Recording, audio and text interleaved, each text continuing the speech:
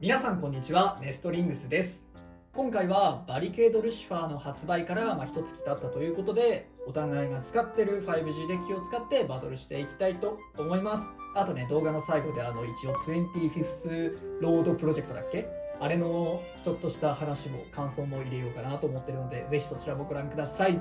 今回は私野水航とつぶやき三太郎で対戦していきます。よろしくお願いします。よろしくお願いします。それではやっていきましょう。行きましょう。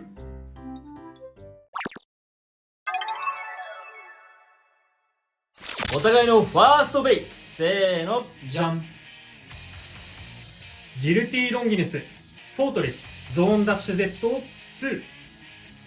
ダイナマイトペルセウスオーバーベアリングドリフトゼロファーストギア。ファーストバトル、レディーセット、3、2、1、ゴーシュー。いやゾーンダッシュ Z の方がベアリングドリフトより送り合い強いから、そこが怖いのとオーバーだけは避けてほしい。ただね、レイヤーはそっちの方が安定性が一気にいやでもここからほら危ねえほらほら危ねえほらほら危ねえほらほらほらほら危ねえ。いやでもスピンフィニッシュ。ダイナマイトペルセウスに1ポイント。そう意外とベアリングドリフトをああやって傾いた時にね、相手の下でコロコロ回ることもできるから割と強い。途中で一気にスピードが止められたな。でもやっぱり送り合いだからさ、触れれば触れるほど同じ回転速度になってって、そうちょっと復活したからね。なんでってなるからお互いのセカンドベイ、せーの、じゃん。ロアバハムートギガドリフト10。ウィンドエクスカリバーイリーガルゾーンダッシュ Z9。 ハイモードにしました。セカンドバトル、レディーセット、3、2、1、ゴーシュー。さあウィンドは送り拒否ができるからやや強めにシュートして油断で弾くだけど相手の方が身長がちょっと上かな、それだけが怖いから。あとドリフトなんだよね。でもウィンド結構ね、下からでも強いからね、それがあとゾーンダッシュ Z だったらね、チップ外してないからそんなに寝ないとは思うんだけど、上からっていうそのハイモードの選択がどうなるか。でも送りちょっと拒否してる。送り拒否はしてるぞ。どうすか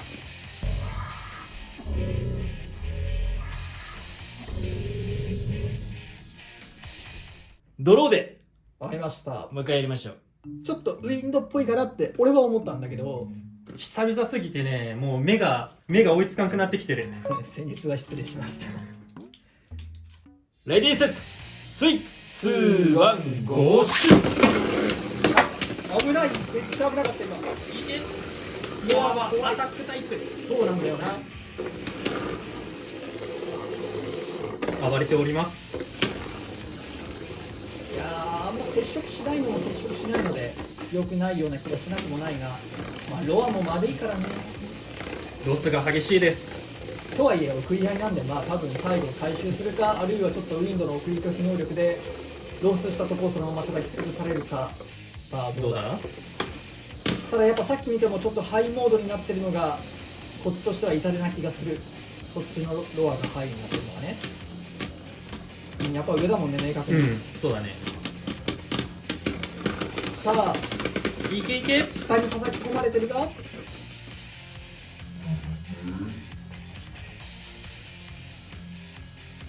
スピンフィニッシュ。ロアバハムートに1ポイント。際どい。際どいね。マジでカメラで見直すと分かんない。もしかしたら間違ってるかもしれない。でも勝ちは勝ちです。お互いのサードベイ、せーの、じゃん。ウィンドペルセウスイリーガルハイウェーブダッシュゼロ。ワールドスプリガンメタルドリフト3。サードバトル、レディーセット、3、2、1、ゴーシュー。危ないよー、暴れないでいけそこではいかないかオーバー狙ってきやがったな。いやー、ハイウェーブだからね、2B で寝かせれないっていうね、天敵みたいなやつ出てきたからねどうだろうね、この相性がうまくいくかどうか。ただハイウェーブはフリー回転軸じゃないから送り合いになった時に若干怪しさはあるけど、ウィンドでそれをカバーしてる気がする。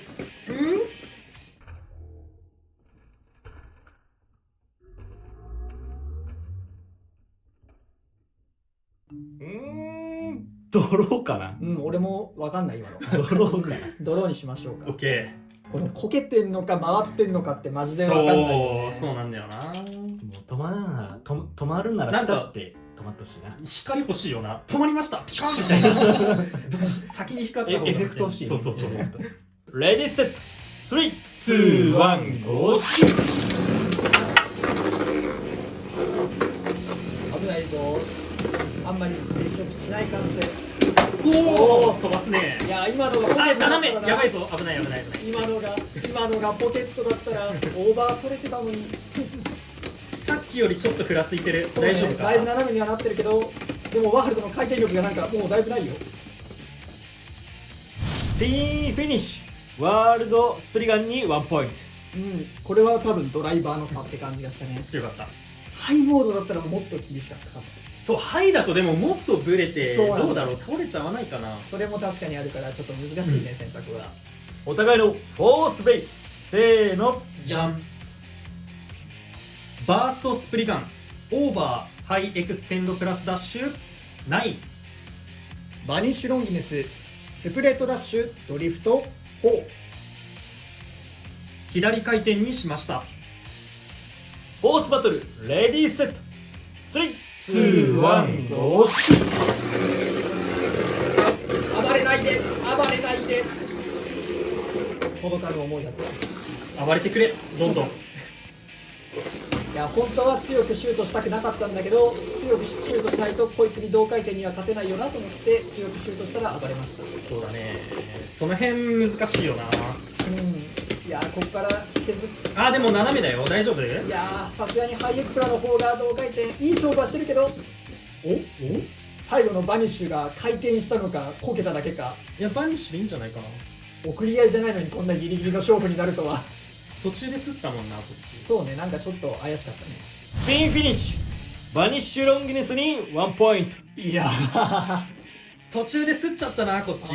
よってこの勝負は野水航選手の勝利だ。やりました。やっぱこいつよこいつやっぱおかしいよ同回転でも強いね。ね。いやぶっちゃけ負けたと思ってたんだけどね。組み合わせの段階ではね。そうそうそう。5G バトルの勝敗は決まりましたが、最後までやっていこうと思います。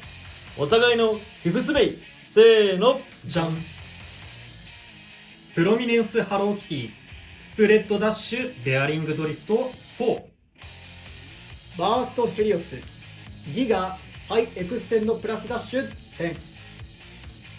フィフスバトルレディーセット3、2、1、ゴーシュ。さあアタック力を見せてくれバースト。シールドが外れないぞ。でもそのおかげでだんだん下に抑え込まれてるぞ。斜めになっているぞ。大丈夫かキテこっィちゃん。ちもね、キティちゃん斜めになると相手も斜めにできるからね。ちょっと難しいところ。キティちゃん。スピンフィニッシおお、ュ。バーストヘリオスに1ポイント。いや叩きつけた感じがしたね最後の方で。悪くない。